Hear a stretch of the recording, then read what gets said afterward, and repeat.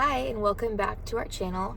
If you are new here, my name is Emily, and I make recovery videos for severe anxiety, agoraphobia, panic disorder, DPDR, and all that stuff. So if you are struggling with that, definitely subscribe to my channel and check the description to this video because you can see lots of helpful resources for you to recover, including my free recovery guide.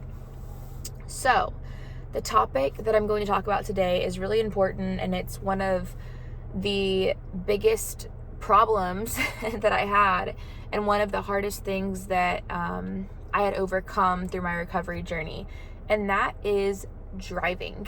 So I've got my laptop with some notes because I want to try to knock this out. I don't have too long today. I'm going to try to make this about 15 minutes, and I'm going to try to cram in a lot of information. So here we go. First, I want to talk about my timeline as far as when I quit driving and when I started driving again. So if you have not already, maybe pause and go watch my long story video because it tells exactly what happened to me. This all started for me literally overnight. I had never had problems driving. I had never had problems with panic attacks. It was just like boom, December 8th, 2021.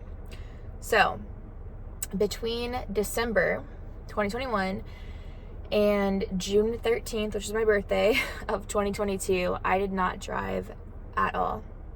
And it wasn't just driving. I was not leaving my house unless I had to go to the emergency room or to a doctor's appointment. And it was because I was so symptomatic, which I'll talk about in the next kind of portion of this video. But I was just terrified. I had very, very severe derealization 24/7. I had very, very severe anxiety, panic. I felt faint. It was just not a good recipe, and I did not feel safe to drive. I did not feel safe to walk outside my house. I could not go in the backyard. I could not walk to my mailbox. I could not go to the store. I could not be home alone. I literally could not take a shower by myself because I felt like I was going to pass out. I did not feel right, So anyway, about 6 months is when I completely had quit driving, and even being in the car was very, very, very hard for me. A lot of times, if I was not like literally crying, I was taking off my glasses so that I couldn't see, and it was just really tough. So June 13th is when I took my first drive with my husband, of course, to my mailbox, which is like one street over. And even then, I took a few weeks in between that drive to kind of do similar drives. So I'll talk more about that after I talk about kind of my fears and symptoms, right? So why was I not driving? Again, that long story video is going to better explain everything, but talking a bit about my fears. So my lowest fear was honestly getting in a car accident. That was low on the totem pole, but it was definitely in my mind. Feeling faint was a huge one. I felt faint all the time, especially when I was in anxiety-producing situations. I had this baseline of terrible anxiety just surviving, and then throw me in a car and it's way worse, right? So feeling faint, feeling like I would lose control or go crazy or just like disappear, fade away, that derealization was very strong. And with the derealization, I didn't feel myself. So like the clouds looked wrong. Everything looked wrong. My depth perception was off. Like it was not fun being in a car. And the thought of driving, I felt very out of control, very unsafe. Even though I was safe, I did not feel safe. I felt like I was always outside the lanes. So I was compulsively checking my mirrors, adjusting this is when I was driving, by the way. Like, so even probably like a year into this, right? Adjusting my seatbelt, like adjusting my air, just like, all over the place. And the lanes, I was always on the safe side of the lane, right? So like the side that was closest to like the woods and not the oncoming cars. So I was always kind of going over the lane. I was always just like, I don't know. I almost had forgotten what it was like to just be a normal person and drive. And it was very hard. Let's see, I hated incoming ongoing lanes. So like the lanes where the cars are coming at you and you're going at them. That was terrible for me. I developed fear bridges. And let me say again, like I did not have these issues prior to December 8th, 2021. Like when I turned 16, I was driving like 8 hours to go visit my best friend. Like I didn't think about it. Weather, so like rain, anything that was windy and made like the car sound weird or sound different. Cloudy days were really hard for me, actually. Like a sunny day was much easier than like an overcast day. I had a lot of visual issues, especially like focusing on those visual issues. And I think like one of the symptoms that I developed from the whole anxiety nervous system thing was PPPD. And so I can't even think of what that stands for right now, but basically it's just like persistent dizziness that's not vertigo, that lasts more than like 3 months or something, and I had it for like years. And the PPPD made it feel like I was on a roller coaster when I was driving or in the car or walking or whatever.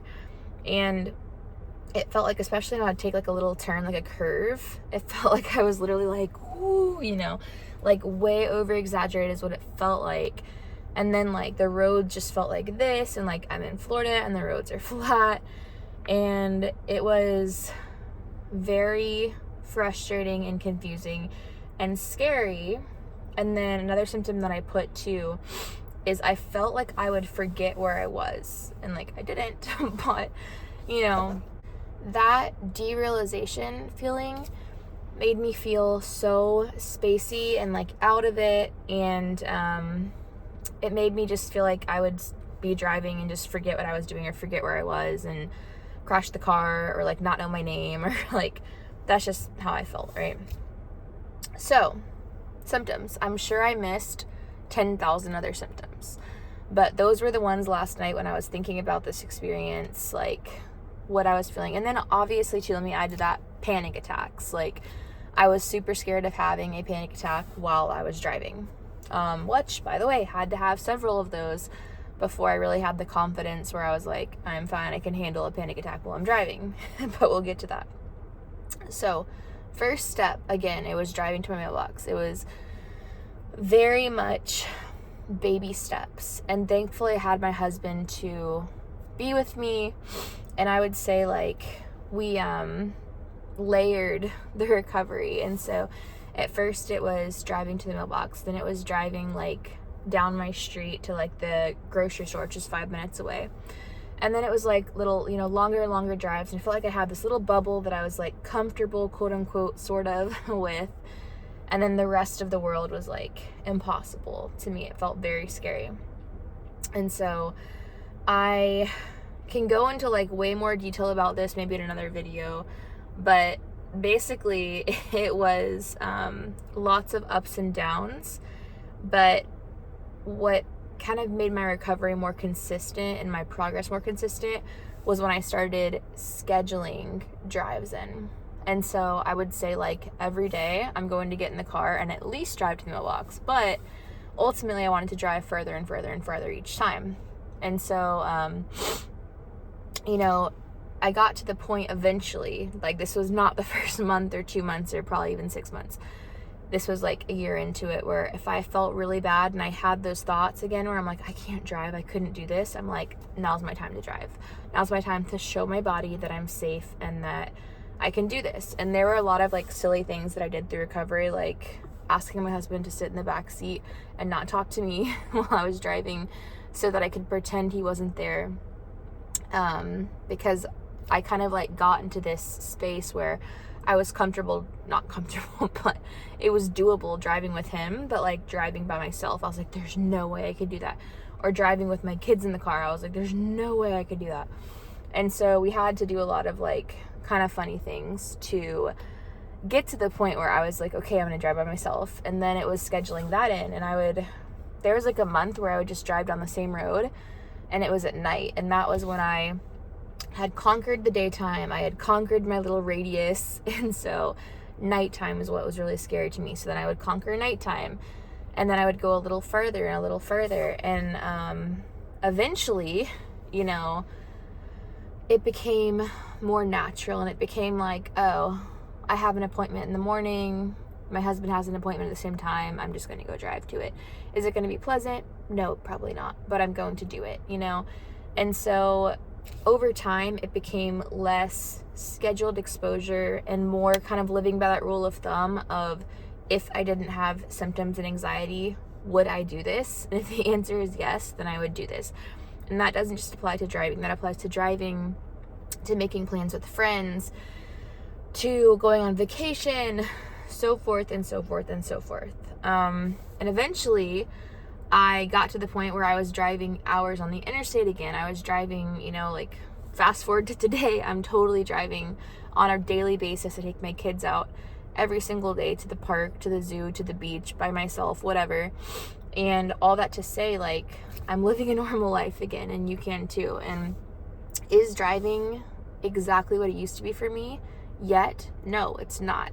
Driving is still a little bit difficult. There's days where I still feel a little bit dizzy every now and then, and I'm pregnant right now, so it's there's days where it is a little bit of a struggle, but I have the confidence that I know that I can do it. I'm never, ever, ever avoiding driving, and I'm not scared that anything bad's gonna happen. It's just a little uncomfortable sometimes. Sometimes it's totally natural, and I don't think about it, you know? So I hope that helped. Now, what do you do to get your life back and get back to driving? Because driving really is like having your life back. You know, it's a huge component of it. And while I was recovering, I was working from home, so I didn't have to drive much. And that was actually one of the things that kind of like made things worse for me, I guess, because I wasn't forced to drive, and I took so much time off from driving, and I had to like really avoided driving, and so that made it a little bit trickier to get back into it. But it doesn't matter if you haven't been driving for 20 years or a week or whatever, you can definitely get back into it. So what I would suggest, one, is definitely downloading my free recovery guide, because that's going to explain, you know, everything that's happening to you, the ideal response, what to do, and just lay a solid foundation. Because until you understand what's happening in your body, you understand, you know, what this chronic stimulation in your nervous system is, why it is, how it's causing this, how to recover, I feel like it's kind of like building a house on sand. Like, it's not going to stick. It's not a good enough foundation for like true recovery. So that's step one, reading the guide. Step two, I would say, is going into a video that I'm going to link at the end, and it's called like my 40-day exposure or something. And that's just more like practical steps to take, how I did my scheduling, at least in the beginning, you know, to kind of like make sure that these things are on my calendar. And yeah, so it's kind of ripping the Band-Aid off at first and going for it. But one thing that I quickly want to say, and I think it's in my 40-day video too, but like, you're not going to find the motivation, or at least you're not going to like have the motivation stick around when it comes to this. You have to make a conscious decision that in good days and in bad days, or good moments and bad moments, you're going to continue on with recovery, and you're going to continue on with your exposure, because otherwise it's pretty much impossible to keep going, and you are going to have setbacks. And the thing too is, like, for you to truly show your body that you're safe and recover, that means that you're going to have to be driving in the moments that you feel terrible. It's not just driving on the good days or the decent days. It's driving on days where you are having panic attacks, because then once you do it 2, 3, 4, 5, 10 times, it's less of a fear, because you're like, was it uncomfortable? Yeah, but I didn't die. I didn't crash. I am okay.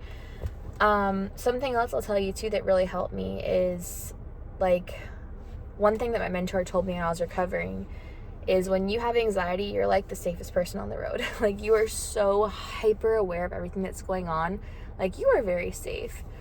And another thing too, and this is like a whole nother video in itself, is one of the personality traits, I think, that can have us fall into this cycle is really wanting to have, control over our lives, of course, right? And let me tell you, like, control is an illusion. And we cannot, like, we're not in charge of the day that we die. And we're not in charge of all of these deep things with our health when it comes to health anxiety and all this stuff. And letting go of that control, and more importantly, like, letting God take over, doing your best to steward your body and steward your health, and make sure that your seatbelt's on, and make sure, like, yada, yada, yada, like, doing the basic things that are in your control to be safe is all that you can do. But when we have so many worries, these deep worries about our health, about our safety that are completely out of our control, we're taking on a burden that's not ours to take on. So I hope this video helped. Again, link to my recovery guide, group coaching, which you can apply for, group coaching or one-on-one coaching, and my Facebook group are in the description to this video. Best way, if you have already read the guide and you're still struggling, to stay on track, be held accountable, check in weekly, a couple times a week, and recover quicker, is group coaching. And when I say quicker, let me also say recovery is not quick for anybody, because it takes a while for our body to desensitize, and that's okay. So, again, hope this helped, and subscribe, and thanks for being here.